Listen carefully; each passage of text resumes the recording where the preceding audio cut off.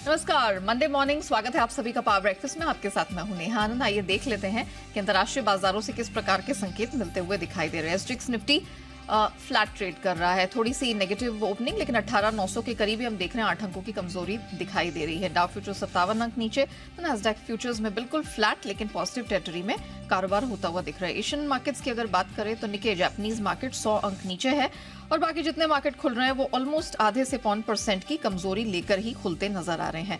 उठापटक का माहौल हमने कमोडिटी मार्केट में भी देखा। आज थोड़ा सुस्ताया हुआ ट्रेड रहेगा क्योंकि अमेरिकी बाजारों में छुट्टी है, तो थोड़ा सा आप कम वॉल्यूम्स के साथ कारोबार होता हुआ देखेंगे। नंदलेस शुरुआत थोड़ी सुस्ती के साथ ही होते हुए दिखी है। कच्चा तेल हो, सोना चांदी हो, सब में हम फ्लैट टू नेगेटिव ट्रेड देख रहे हैं। तो एग्जैक्टली बीते हफ्ते क्या कुछ हुआ है अंतर्राष्ट्रीय बाजारों में और ये हफ्ता किन किन ट्रिगर्स पर, डेटा पॉइंट्स पर रखनी है नजर, पूरी डिटेल लेकर मेरे सहयोगी दीपांशु इस वक्त स्टूडियो में मेरे साथ जुड़ चुके हैं। दीप, मॉर्निंग। बहुत एक्शन पैक्ड वीक रहा इक्विटी और कमोडिटी दोनों मार्केट्स के लिए, करेंसी मार्केट के लिए भी फॉर दैट मैटर। क्या एग्जैक्टली हुआ, जरा एक रैपअप दे दीजिए। तो एक्शन भरपूर रहा। पिछले हफ्ते हमने देखा कि रिकॉर्ड तेजी आती हुई दिखी। कुछ रिकॉर्ड लेवल्स ऑलरेडी हिट हो गए, कुछ रिकॉर्ड लेवल्स का इंतजार है। बट ग्लोबल मार्केट्स का भी मूड माहौल अच्छा रहा। अमेरिकी बाजारों का तो बढ़िया मूड माहौल रहा।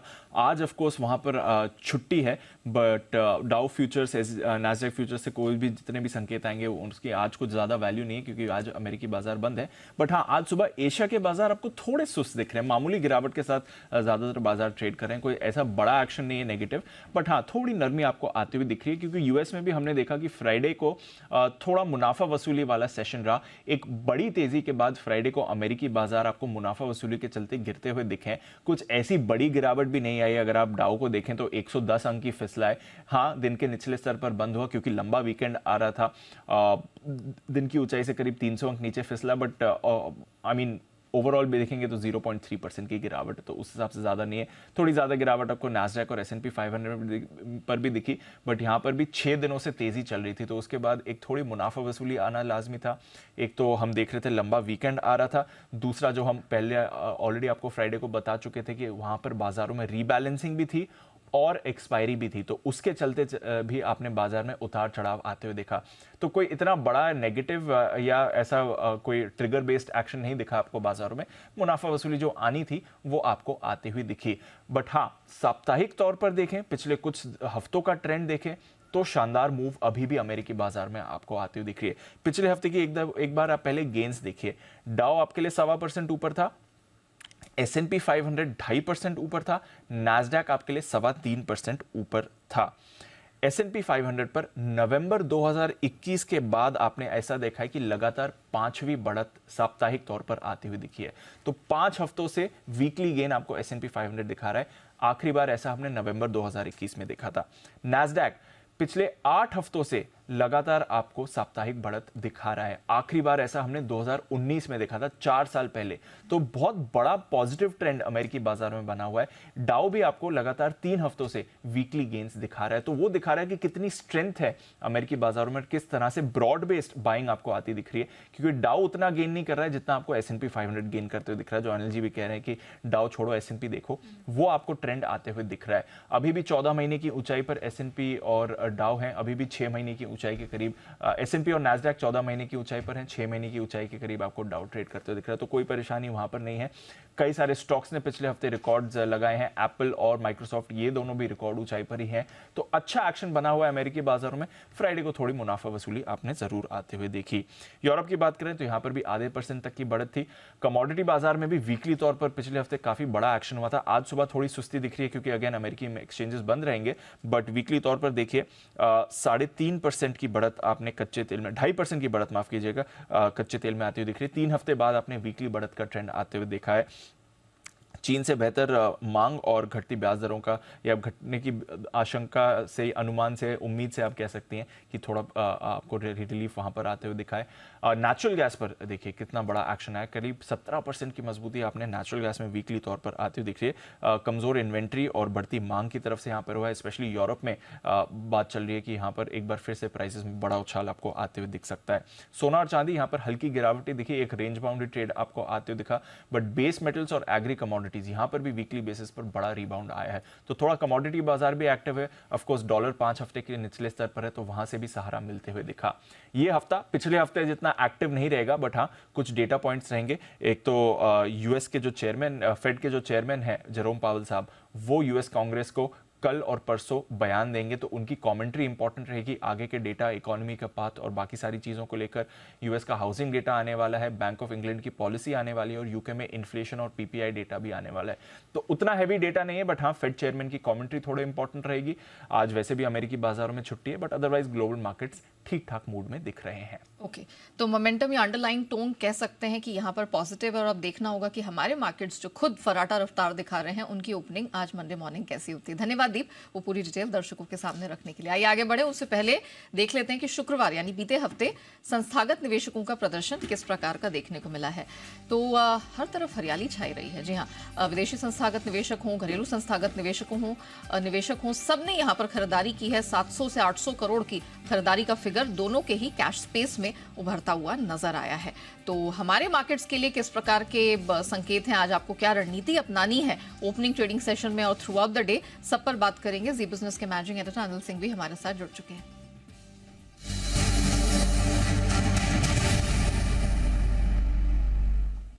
सर मॉर्निंग, रिकॉर्ड उच्चतम स्तर के करीब हम ट्रेड कर रहे हैं। क्या आज वो दिन हो सकता है जब नए रिकॉर्ड्स बनते दिखेंगे? हमें ट्रेड कैसे करना है? निफ्टी, बैंक निफ्टी, सर कौन से लेवल्स को वॉच करें? Good morning Neha. देखिए, वैसे तो रिकॉर्ड्स के बेहद करीब है और कोई बहुत ज्यादा दूर भी नहीं कि रिकॉर्ड बनाने में मुश्किल आए। थोड़ा सा यही है कि आज ग्लोबल सपोर्ट कम है। अमेरिका में शुक्रवार को डे लो पर बाजार बंद होते दिखे। डाउ फ्यूचर्स से आज अमेरिका बंद हुई है और एशिया में कोई ऐसा बड़ा उत्साह वाला माहौल नहीं है। लेकिन इन सबके बीच भारतीय बाजार बेहतर प्रदर्शन करेंगे इसकी उम्मीद पूरी है और रिकॉर्ड के आसपास पहुंचने की कोशिश तो एक बार जरूर होगी और हो सकता है हम बनाने की कोशिश भी करें। इसमें कोई बहुत बड़ी बात नहीं, ज्यादा दूर है नहीं। मेरा जहां तक मानना है, भारतीय बाजार का सवाल है, दो तीन चीजें काफी अच्छी है। तकनीकी तौर पर आप काफी मजबूत हैं क्योंकि शुक्रवार को जो क्लोजिंग मिली है भारतीय बाजारों को ऑल टाइम हाई है और आप समझ सकते हैं अगर ऑल टाइम हाई पर बाजार बंद हो रहे हैं तो इसका मतलब बाजार में ताकत कितनी है। दूसरी बात यह है कि एफआईज की तरफ से खरीदारी के आंकड़े दमदार हैं। लोकल फंड भी अपनी ताकत के हिसाब से थोड़ा बहुत खरीद रहे हैं। तो बाइंग फ्लोज काफी मजबूत है और वो मजबूत रहने की उम्मीद आप कर ही सकते हैं। तो वहां से एक दूसरा अच्छा संकेत है। ब्रॉडर मार्केट मजबूत है, मिड कैप स्मॉल कैप शेयरों में तेजी अच्छी है। तो मेरा ये समझना है अगर कुछ शुरुआत और हल्की फुल्की कमजोरी मिले तो आपके लिए मौके बनेंगे खरीदारी करने के। खरीदारी करने की जो एक अच्छी रेंज है आज इंट्राडे ट्रेडर्स के लिए वो है 18,690 से 18,750। यहाँ पर आप इस रेंज में खरीदारी करने की कोशिश कीजिए। उस ऊपरी स्तर पर 18,875 से लेकर 18,950 ये वो रेंज है जहां तक जाने की कोशिश निफ्टी की हो सकती है। 18,887 का लाइफ टाइम हाई है। बैंक निफ्टी का जहां तक सवाल है 44,000 के थोड़ा सा नीचे हम बंद हुए। 43,675, 43,825 ये 150 पॉइंट की रेंज है आपके लिए बैंक निफ्टी पर, जो आपके लिए मजबूत सपोर्ट का काम करेगी। ऊपरी स्तर पर 44,125, 44,275 ये वो रेंज है बैंक निफ्टी की ऊपर की तरफ जहां पर हल्की फुल्की प्रॉफिट बुकिंग आपको आती हुई दिखेगी। तो इस तरह के रेंज के हिसाब से आप ट्रेड करें। लॉन्ग साइड पर निफ्टी पर कंफर्ट ज्यादा है। बैंक निफ्टी में दोनों ही तरफ के ट्रेड आपके लिए ऊपर और नीचे में खरीदारी बिकवाली के बनेंगे। लेकिन अगर सिर्फ आप खरीद के ट्रेड करना चाहते हैं तो आपके लिए दो ऑप्शन है, या तो निफ्टी खरीद के ट्रेड करें या फिर मिड कैप स्मॉल कैप शेयरों में अब भी एक्शन बना रहेगा, वहां पर फोकस करें। जी very well sir, thank you so much हमारे दर्शकों को प्रिसाइजली बताने के लिए कि उनको किस तरह से ट्रेड लेने हैं और कहां कहां कमाई का मौका मिलेगा। तो क्लियरली सर मानते हैं कि आज निफ्टी में खरीदारी का कंफर्ट ज्यादा है। बैंक निफ्टी में आपको दोनों तरफ के ट्रेड दिखेंगे। निफ्टी के लिए लेवल 18,690 से 750 सहारा देने वाली बैंड है। ऊपर ये लाइफ हाई को टेस्ट करता हुआ तोड़ने की कोशिश कर सकता है। 18,875 से 950 ये लेवल्स आज टेस्ट करने की संभावना निफ्टी की प्रबल दिखाई दे रही है। बैंक निफ्टी 43,675 से 875 यहां एक सपोर्ट रेंज अच्छी बन रही है और ऊपर जो ये रेजिस्टेंस या वॉल फेस करेगा वो 44,125 से 44,275 के पास बनती दिख रही है। ब्रॉडर मार्केट्स में क्या करना है ये तो जान लिया, लेकिन खबरों के दम पर किन स्टॉक सेक्टर्स में दिखेगा एक्शन, आइए जानते हैं अरमान से। Arman, morning, welcome back after a long leave. जरा बताइए कौन से महत्वपूर्ण ट्रिगर्स रहे हैं और खबरों के दम पर कहाँ एक्शन है? जी बिल्कुल, आज कई सारे ट्रिगर्स हैं। Good morning. जिसमें सबसे पहले अगर आप बात करें तो SBI, जहां पर आज जो है AGM होने वाली है। जी एंटरटेनमेंट यहाँ पे सेट मामले की सुनवाई जो है वो करेगा। कैनफिन होम्स बोर्ड बैठक में पूंजी जुटाने पर विचार है। ग्लोबल सर्फेसेस जो 90 दिन का जो 50% का एंकर लॉक इन है वो खत्म होता हुआ दिखेगा। सूला वाइनयार्ड पर ध्यान रखें क्योंकि प्री आईपीओ का जो लॉक इन है वो खत्म होगा। और सॉवरेन गोल्ड बॉन्ड स्कीम जो है 23-24 का जिनका सब्सक्रिप्शन जो है आज से चालू हो जाएगा। नाम में कुछ बदलाव हैं जिसमें आप महिंद्रा सीआईई ऑटोमोटिव देखेंगे जिनका नाम बदलकर सीआईई ऑटोमोटिव हो जाएगा। टीटागढ़ वैगन्स का नाम बदलकर टीटागढ़ रेल सिस्टम्स जो है वो होता हुआ दिखेगा। बीएससी इंडाइसेस में भी चेंज है जिसमें अगर आप बात करें बीएससी 500 की तो 8 स्टॉक्स ऐसे हैं जो ड्रॉप हो जाएंगे और 8 स्टॉक्स जो हैं वो ऐड हो जाएंगे। वहीं बीएससी मिड स्मॉल कैप की बात करें तो वहां पर भी जो है 5 स्टॉक्स ड्रॉप हो जाएंगे जिसमें अगर आप कुछ स्टॉक की बात करें इसमें सद्भाव इंजीनियरिंग गायत्री प्रोजेक्ट जैसे स्टॉक दिखेंगे। एक्स डेट है एचयूएल में फाइनल डिविडेंड 22 का। अब आ जाते हैं खबरों पर। खबरों में सबसे पहले हीरो मोटो पर आप ध्यान रखें क्योंकि वो जी बिजनेस की खबर पर मोहर लगती हुई दिखी है। एमसीए ने कंपनी से कुछ चीज़ों की जानकारी मांगी है। अगर आप बात करें तो यहाँ पर ये हमारी एक्सक्लूसिव स्टोरी थी जहाँ पर अब ये है कि एमसीए ने हीरो मोटो के खिलाफ जो है वो जांच शुरू कर दी है।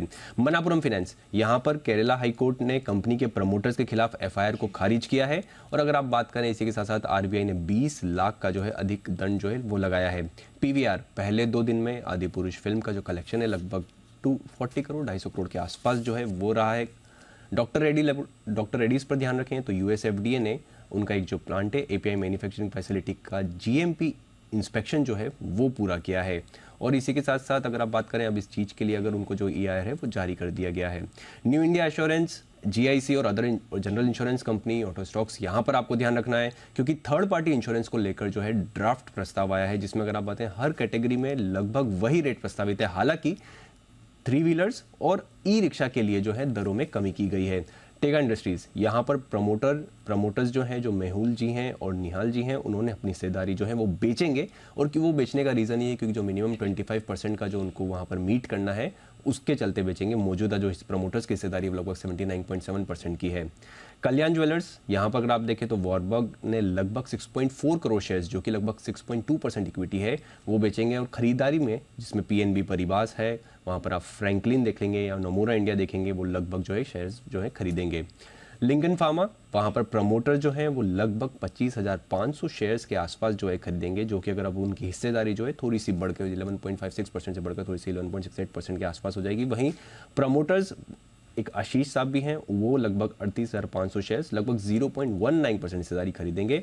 और अंत में एलजी बालाकृष्णन यहाँ पर कंपनी के जो प्रमोटर्स हैं वो लगभग 64,000 शेयर्स खरीदे हैं और हिस्सेदारी 5.7% से बढ़कर 5.9% हो गई है। और ये ओपन मार्केट के जरिए 15 जून को हिस्सेदारी खरीदी गई।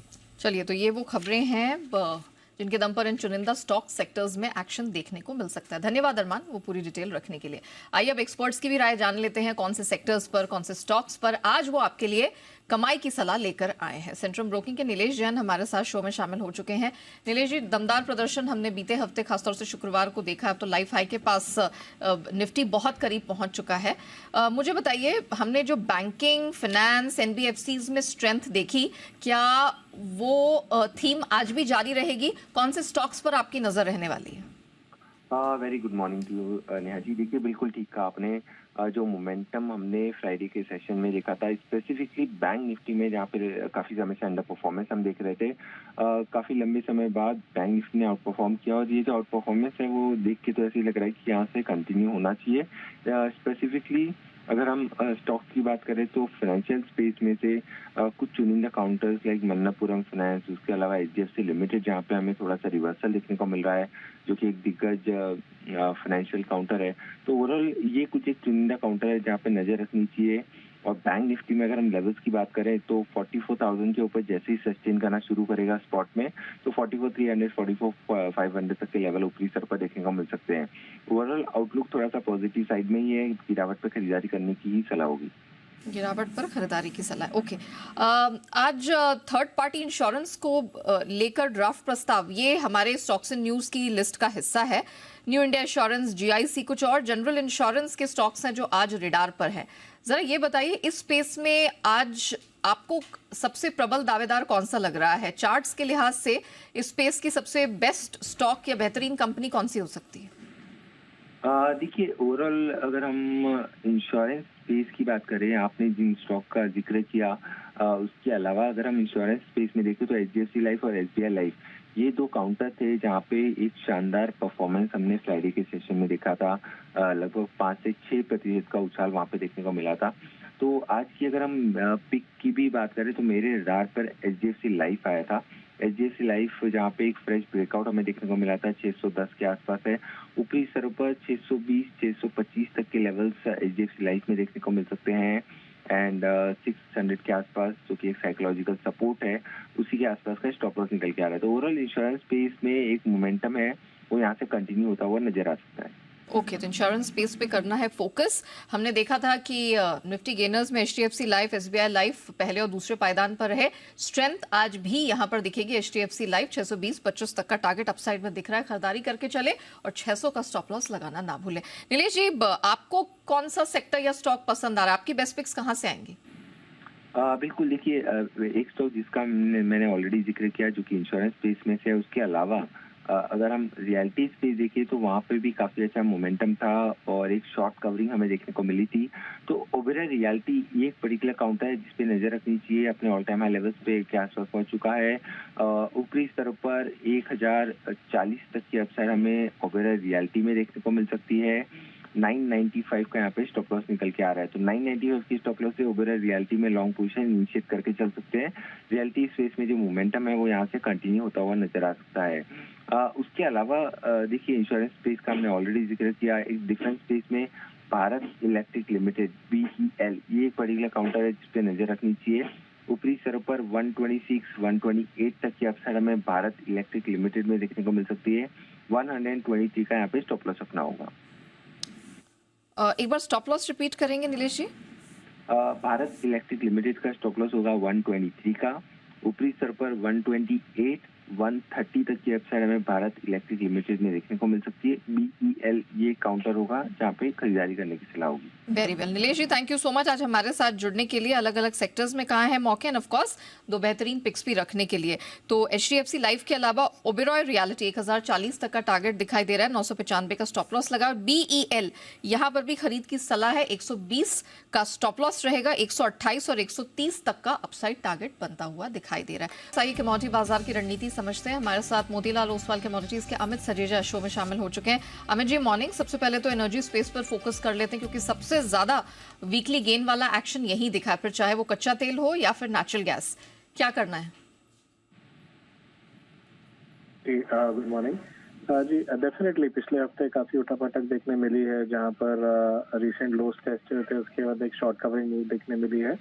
लेकिन आज के सेशन में जैसे हमने देखा है कि लगभग 1% की गिरावट के साथ ट्रेड कर रहा है। तो ओवरऑल जो दायरा बना हुआ है MCX क्रूड में 6100 से लेकर 5600 का, मुझे लगता है कि वो दायरा अब भी बरकरार रहेगा। और हमने उस दायरे के ऊपरी छोर को लगभग टेस्ट किया था 5900 के करीब के लेवल्स पिछले हफ्ते देख लिए। तो मुझे ऐसा लग रहा है कि अभी मुनाफा वसूली का दौर आ सकता है। सेल ऑन रैलीज की रणनीति मैं सजेस्ट करूंगा 5880 के करीब। 5960 का एक स्टॉप होगा और मुझे लगता है कि 5730 तक के स्तर हमें दोबारा देखने मिलेंगे। तो प्रॉफिट बुकिंग के वजह से एक गिरावट हमें देखने मिल सकती है। ओके साथ ही ये भी बताइए, गोल्ड सिल्वर यहाँ क्या किया जाए? वैसे तो US मार्केट्स बंद रहेंगे तो बहुत ही थिन ट्रेड होगा, ट्रेडिंग वॉल्यूम होगा। सोने चांदी में क्या करना है? जी बिल्कुल। आगे पिछले हफ्ते हमने डॉलर इंडेक्स में काफी भारी गिरावट देखी है, खास करके जो सेंट्रल बैंक पॉलिसीज थी उसके बाद में। और गोल्ड और सिल्वर अपने निचले स्तरों से काफी अच्छी रिकवरी दे पाए हैं। खास करके गोल्ड में हमने $1920 का जो स्ट्रॉन्ग सपोर्ट था वो होल्ड होते हुए देखा है। मुझे लगता है कि ये जो एक शॉर्ट कवरिंग मूव है वो बरकरार रहेगा।